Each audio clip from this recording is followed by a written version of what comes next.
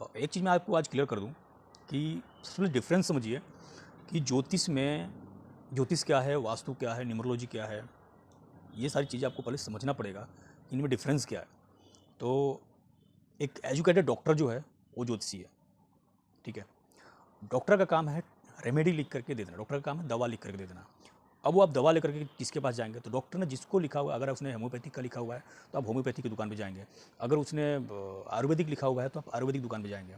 अगर उसने एलोपैथिक लिखा हुआ तो एलोपैथिक दुकान पे जाएंगे। ऐसे ही अगर ज्योतिषी कुंडली देखता है, अगर उसने लिख करके दे दिया कि आप वास्तु चेक करा लीजिए। अब वास्तु, न्यूमरोलॉजी, ये सारी चीज़ें मेडिसिन है, ट्रीटमेंट है, एक रेमेडियल टूल है, न कि प्रोडक्टिव टूल है। प्रेडिक्शन नहीं कर सकते हैं, रेमेडी बता सकते हैं। अब बहुत सारे वास्तुशास्त्री ये बोलना शुरू कर देंगे या बहुत सारे न्यूमरोलॉजी वाले बोलना शुरू कर देंगे कि हम तो प्रेडिक्शन करते हैं।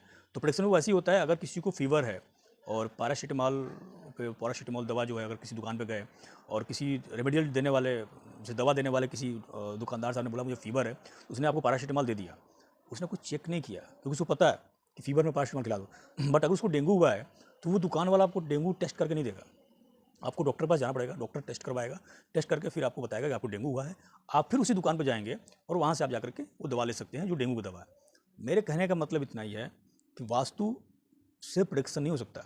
हाँ, ये रिवर्स इंजीनियरिंग हो जाता है कि ठीक है, पैरासीटामॉल खा रहा है मतलब कहीं ना कहीं इसको दवा थोड़ा फीवर हुआ होगा या पेन हो रहा होगा, बॉडी पेन, बॉडी का ऊपर कुछ हो रहा होगा। बट ये बोल दीजिए कि वास्तु से आप पूरा प्रेडिक्शंस कर सकते हैं, तो पूरा प्रेडिक्शन नहीं कर सकते आप, ठीक है। प्रेडिक्शंस अर्थात कि आप किसी घर को ये देख कर नहीं बता सकते हैं कि ये बंदा अगर किस चीज़ का बिजनेस कर सकता है। ये बंदा जो है अगर बिजनेस कर सकता है, मान लीजिए फूड का बिजनेस कर रहा है, तो कौन सा बिजनेस फूड का चलेगा? वेस्टर्न फूड चलेगा या इंडियन फूड चलेगा? अगर मान लीजिए वेस्टर्न कर लिया तो फिर नॉन वेज चलेगा कि वेज चलेगा? ये सारे प्रेडिक्शंस नहीं दे सकते हैं।